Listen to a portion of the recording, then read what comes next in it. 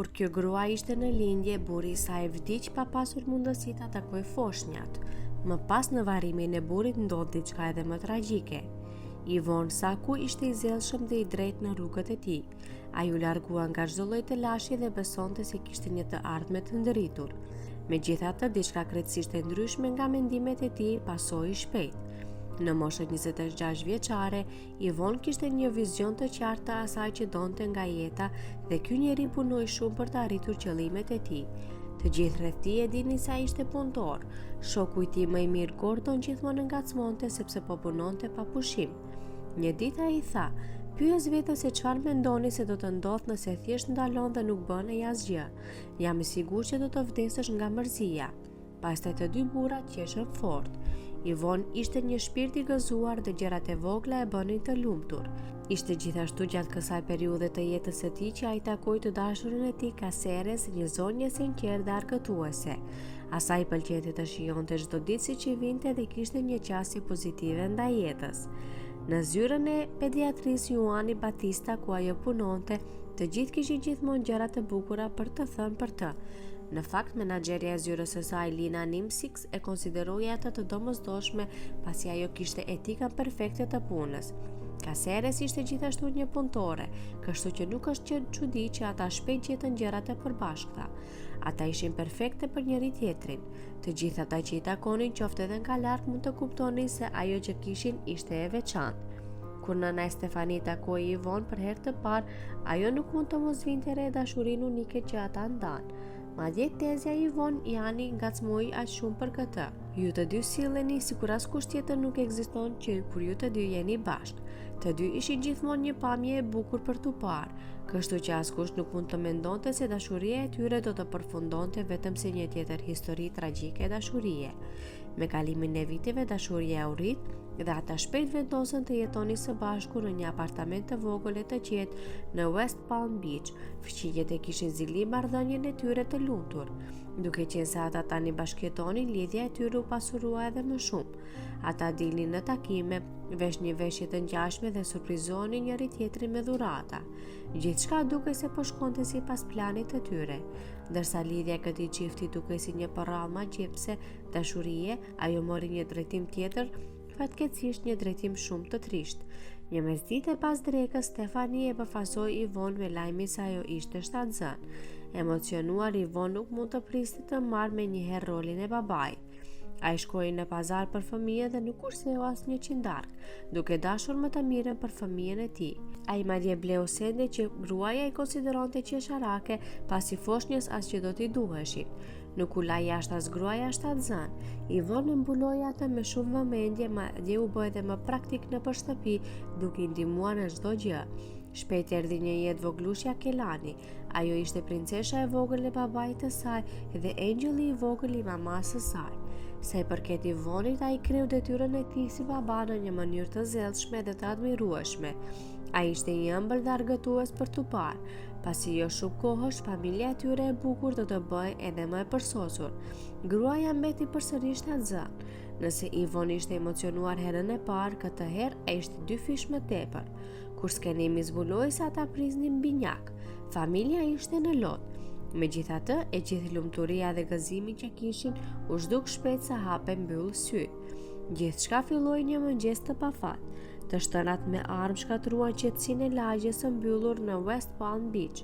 Të gjithë u mbyllën për siguri, dyert u mbyllën, dritaret u mbyllën dhe dritat u fikën. Askush nuk e dinte saktësisht se çfarë po ndodhte. Për shkak të shtënave menjëherë u thirr policia. Kur mbërritën, ishte trupi i pajeti i Ivon që u qellua disa herë brenda shtëpisë së tij nga një grup i armatosur kriminalësh që patën qëllim krabitjen. Atë ditë, lagja ishte zhurmshme nga heshtja dhe kishte një pamje të errët dhe të pikëlluar. Gruaja tani shtatzën nuk mund të kuptonte atë që sapo kishte ndodhur. Policia u përpoqë të merrte informacion prej saj, por ajo ishte shumë e tronditur për të thënë një fjalë. Menjëherë pas katastrofës, gruaja e mori Melanin në një dhomë dhe i kërkoi të mos dilte. "Mami, çfarë po ndodh? Pse ka kaq shumë njerëz këtu? Ku është babi?" Vajza e vogël qau. Fatkeqësisht për të stuhia sapo kishte filluar. Fqinja gjithashtu nuk mund të jepni policisë ndonjë informacion të dobishëm, gjithçka ndodhi kaq shpejt dhe papritur, duke I lënë miqtë e familje në një gjendje të thellë shoku. Askush nuk mund të kuptonte atë që sapo kishte ndodhur. Gordon, miku më I miri I Yvonne, nuk mund të besonte atë që kishte ndodhur. Ky ishte gjëja e fundit që pritej për mikun tim më të mirë. Askush nuk e meriton këtë, qante ai. Të gjithu përpoqen për të ngushëlluar kesaren, por asgjë nuk funksionoi. Ajo qau për orë të tëra pa mbarim, sikur të mjaftonin lotët për të rikthyer të vdekurit. Yvonne do të ishte gjallë. Disa pyetje I vinin në mendje, por ajo nuk mund të kuptonte se çfarë mund të kishte bërë Yvonne për të merituar këtë. Ai nuk do të lëndonte kurrë një mis, u thoshte ajo miqve dhe familjes. Jeta e saj dikur perfekte u ndërprej për të mos qenë më e njëjta. Netët e saj u bën shumë të gjata dhe të frikshme. Edhe pse familja, fqinja dhe miqtë e rrethuan, ajo u ndje e bosh. Të gjitha kujtimet e mrekullueshme që ndau me burrin e saj I vërshuan mendimet. Ajo donte që gjithçka të ishte një ëndër që të mund të zgjohej dhe ta gjente atë pranë saj. Mjerisht kjo nuk do të ndodhte kurrë. Më rëndësishmja ajo që lëndoi atë më së shumti ishte që ai kurrë nuk do të arrinte të takonte benjakët. Ai kishte kaluar muajt e fundit duke fantazuar rreth tyre dhe duke premtuar gjithçka. Në fakt, postimi I tij I fundit në Instagram kishte të bëjë me binjakët, por ai as që pati rastin t'i shoh pasi planet për funeralin ishin në vazhdim. Trupi dhe mendja e gruas ishin në ankth kaq të madh, por ajo e dinte se duhet të ishte e fortë për vajzën e vogël dhe binjakët. Ishte ajo që do të kishte dashuri gjithsesi e dashur e saj Yvonne. 3 ditë pas vdekjes së Yvonne, gruaja filloi lindjen dhe u dërgua me urgjencë në spital për një prerje cezariane. Disa minuta pasi u pranua, ajo solli në jetë binjakët Yvonne Junior dhe Laila. Ajo I priti të dy me buzëqeshje më të madhe ndonjëherë, edhe pse zemra I shpërthente nga dhimbja. Një ditë pasi lindja, ajo shkroi në Facebook për të shprehur dhimbjen e saj. Ja çfarë shkruan ajo: Unë thjesht nuk e kuptoj se si dikush mund të ketë zemër të lërë 3 fëmijë pa baba, veçanërisht 2 që nuk patë mundësi as t'i takojnë. Ata nuk e meritonin këtë. Unë po përpiqem të qëndroj e fortë, por kjo është betejë më e vështirë që më është dashur të luftoj ndonjëherë. Sa herë që gruaja shikonte binjakët, ata e mbushnin atë me një forcë të pashpjegueshme. Në atë kohë, vajza e vogël e dinte që babai I saj kishte vdekur dhe u tregua mjaft e guximshme dhe e kompozuar për moshën e saj. Gruaja gjithashtu vendosi të sigurohej që ajo të mbushte boshllëkun e lënë nga Yvonne në jetën e fëmijëve. Fatkeqësisht, fati I keq nuk ishte mbaruar ende, duke I dhënë goditjet e saj dhe gruas nuk arriti kurrë të përmbushte këtë dëshirë. Menjëherë pas lindjes së fëmijëve, Caceres u smur rënd dhe u shtrua në spital. Mjekët thanë se ajo kishte zhvilluar një infeksion nga seksioni cezarian. Ndërsa ishte në shtratin e spitalit, kjo grua e dinte se duhej të luftoj për të qëndruar gjallë për fëmijët e saj. Ajo ishte gati të bëhej nëna e fëmijëve dhe gjithashtu luajti rolin e babait.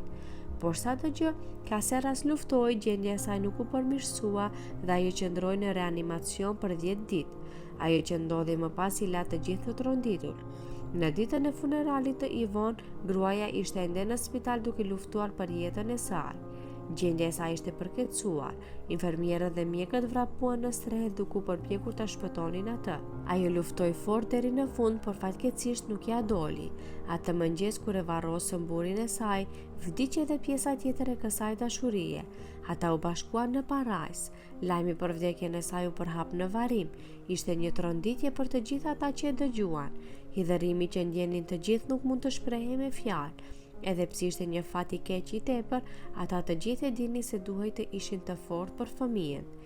Miq dhe familja vendosën se ishte më mirë të ndalonin zi dhe të fokusoheshin te fëmijët. Të gjithë u zëtuan se do të kujdeseshin për fëmijët dhe do të ishin një figurë prindërore në jetën e tyre. Gjithashtu Juan Batista pediatrik, ku punonte Caceres, luajti rolin e vet. Ata hapën një llogari në GoFundMe për të ndihmuar me shpenzimet për rritjen e fëmijëve. Aktualisht për fëmijët po kujdesen antarët e familjes. Pra le të shpresojmë që koha të riparojë zemrat e thyera dhe urojmë fëmijëve një jetë plot lumturi dhe dashuri e të qeshura. E pra miq, çfarë mendimi keni për këtë histori kaq të dhimbshme? Mos harroni të ndani me ne mendimet tuaja dhe të bëni subscribe kanalin tonë.